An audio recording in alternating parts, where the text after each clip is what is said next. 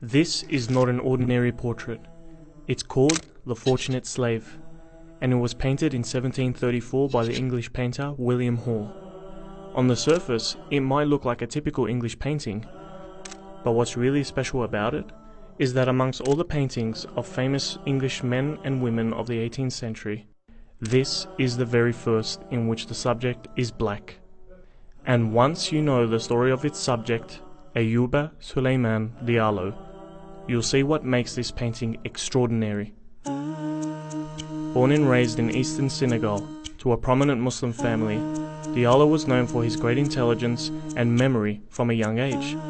By the time he was 15, he had memorized the entire Quran and familiarized himself with the Maliki school of Islamic law.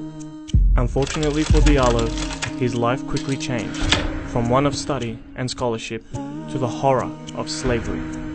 Senegal was a major victim of the transatlantic slave trade, and by the age of 30, he was captured, enslaved, and shipped to the United States. Despite the cruelty and abuse he faced, Diallo remained devoted to his Islamic rituals, going into nearby woods to pray 5 times a day. After a child humiliated him and threw dirt in his face during prayer, Diallo decided to flee the plantation only to be recaptured and imprisoned. Diallo decided to write a letter from prison to his father in Africa. This letter was intercepted by James Edward Oglethorpe, the director of the Royal African Company and the founder of the American colony of Georgia.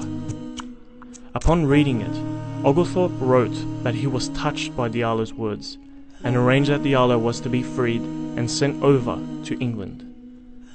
When Diallo arrived in 1733, he was greeted as a free man amongst the people of England. He made friends in the circles of the elite and would often debate with Christian priests and bishops.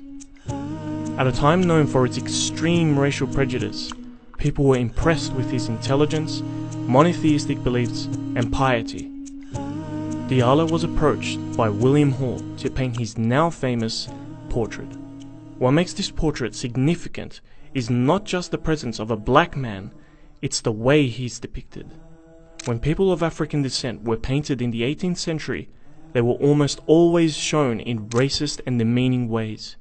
Facial features were exaggerated unnaturally, and they were never the subject of the painting, usually being reduced to the background as scary and inhuman figures. This portrait was the first to depict an African Muslim ex-slave as not only human, but noble.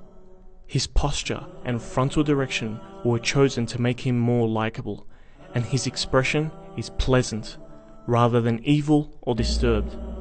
However, what really stands out is the red book hung around his neck.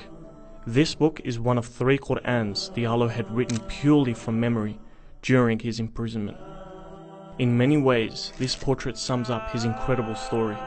A profoundly religious West African man, enslaved and abused, who won respect and freedom from a society that believed he was inferior, and who throughout his years in slavery never lost pride in his identity as a black Muslim.